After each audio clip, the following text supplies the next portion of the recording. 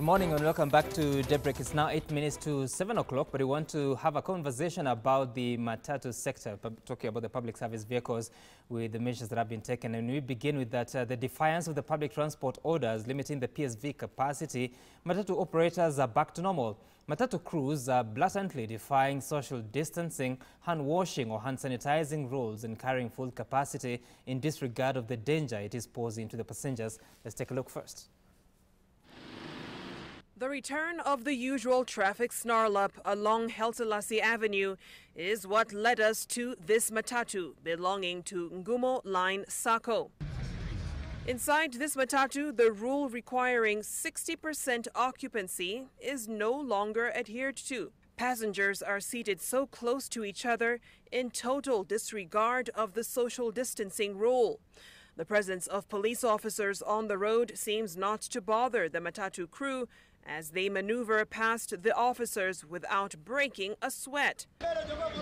Passengers, too, seem to have thrown caution to the wind, touching surfaces that could pose danger to them. Matatu crews, just like passengers, do not put on masks, and for those who have, it's never properly used. Serikali wachukulia hatua, lakini kwa sisi tunafuata tu vile sheria inavyotakikana. Ni tamaa, unajua kuna pressure pia zinatokana na wenyezi magari. Kuna target ile unapeana ni ile pressure anapewa na mwenye gari. Ni pia wenye magari wakubali na ile yenye wanaletewa. Wache kudhulumu ama dereva, wache kutudhulumu sisi wafanyikazi.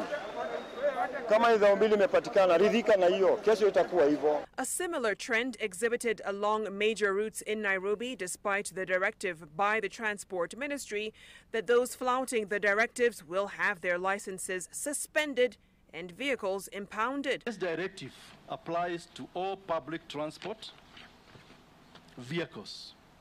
The offenders will also be charged in a court of law in line with the Public Health Act for deliberately spreading the virus. With most Kenyans using public transport, the Matatu sector remains a key cog in flattening the COVID-19 curve. However, as things stand, the sector has slowly inched back to their normal ways, putting thousands of commuters and the country at risk. And to speak to us about that conversation is Mr. Simon Kimutai, who is the chairperson of the Matatu Owners Association.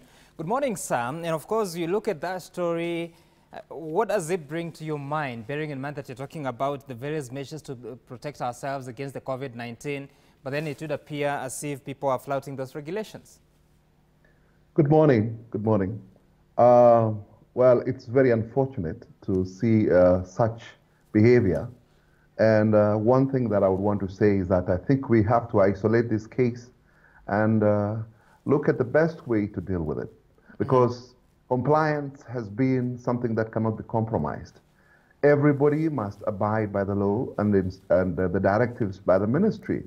And I'm also surprised that passengers who understands and who know very well that there must be social distancing, and they are subjecting themselves to the same. Well, that is not justifying that a Matatu should allow excess passengers. We have adhered to. We can look at this isolated case because I've seen you've zeroed in on this one bus, and it's very unfortunate.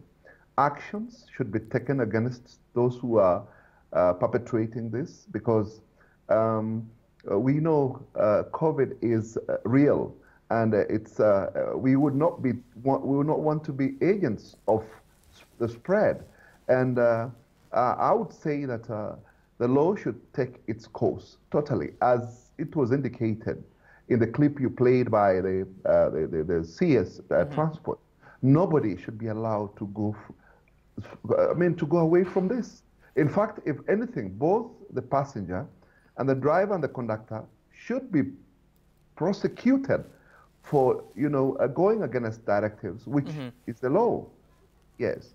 And Simon, the image you see there of Ngumo Line Sacco is just one in many cases, and especially we have information that several of them are flouting these regulations, especially where they know that they'll not be caught by the police. So how much of sensitization have you done as the owners of these Matatus to sensitize the operators to know that it's actually for their own good and the good of the passengers? We have preached this more than a preacher man in church. We have said it because it's a converging position. In most cases, you'll realize that people gather when they are traveling. You know, all Nairobians, at least I've got to, about 99.9% of Nairobians who are traveling to work have got to use public transport. So we have given them enough information. This is just, this particular vehicle is defiance. And you can see there is a police officer who are standing there. And I think it's only that they have their own interests. They should enforce the law to the latter. And one is that we can't say several because you've cited one. And you've seen, I mean, there are several Matatus that are within the area. And your camera has focused on this particular one. Let's not use that to condemn others who are doing well. We should congratulate those who are doing well, as opposed to saying several, and when you're seeing several, we're just seeing this lady in purple and looking at the camera at the same time. I don't know whether it's innocence or she's just saying you cannot do anything. People should abide by the instructions given on social distancing, and they should be arraigned in court. All of them should be arraigned in court. Unfortunately, the driver might not know because he's in a cabin. He sits at the front. The person who should be punished for this is the conductor who is right there to ensure that there is social distancing. So I believe there is a law that can punish such people or such behavior. Interesting that you should say that the driver may not know, but I want to know, is it a possibility that the SACCOs and the owners of these vehicles can take action against these people that are operating them even before the law catches up with them? Shouldn't that be the first responsibility? Yes, yes. Management of SACCOs are supposed to have instructed all drivers and conductors on how to behave in this particular time. And such a conductor should be suspended and not be allowed to work in public transport because of endangering people's lives.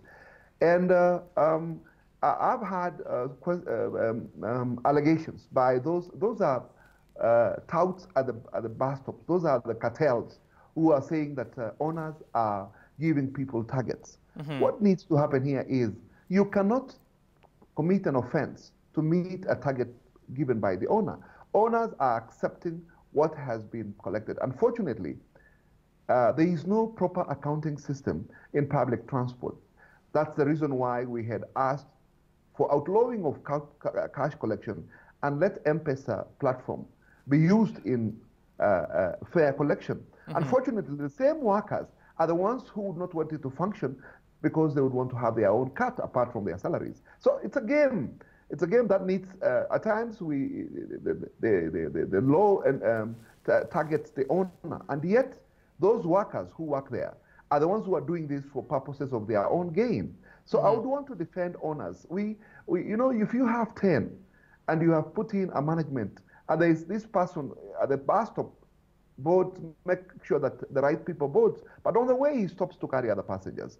Now, then the blame comes back to me as the owner, which is quite unfair. You know, we cannot actually police them everywhere. That's why we have law enforcement officers in positions to be able to identify this and ensure that they enforce the law. Unfortunately, they get blind on the same. All right, and so you may tell us about how business has changed over those nearly 2 months now.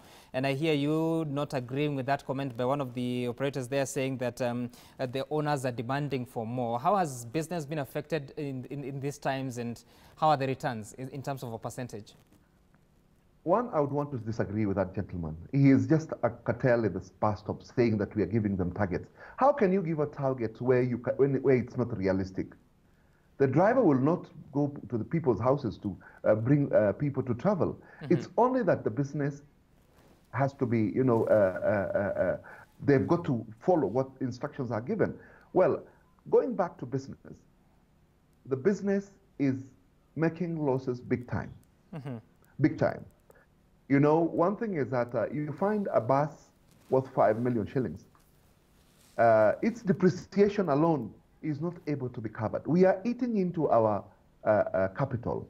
You know, the investment is 5 million, and you should know how much would be apportioned in a day for it to be able to make you recover what you invested. So it's big losses. Right now, there are lots of operational costs that are incurred. We look at insurance we have to pay, tear and wear, and general maintenance, workers, and at the same time recoup your investment. So it's zero. It's even not zero, it's negative. And you find that it's very difficult for people to understand this business. This business is about the unit that one has, like a Matatu itself, is an investment. And it keeps depreciating by over 15% per annum. So one is supposed to collect 15% of that money in a year to be able to maintain their capital. So the business is terribly low. That social distancing, which we accepted, has made it worse. The stay-at-home order has even worsened it. The curfew has put the nail on the coffin. So right now, with the costs that are involved in running public transport, it's very difficult to meet it. When we look at, for instance, let me give a case, a business case where now NMS, Nairobi Metropolitan Services, are demanding for us to pay full what we call seasonal ticket for them to collect. And it's been very difficult. You can't, and at the moment, we are unable to meet most of the costs. And we had written letters to ask for waiver on these costs of parking.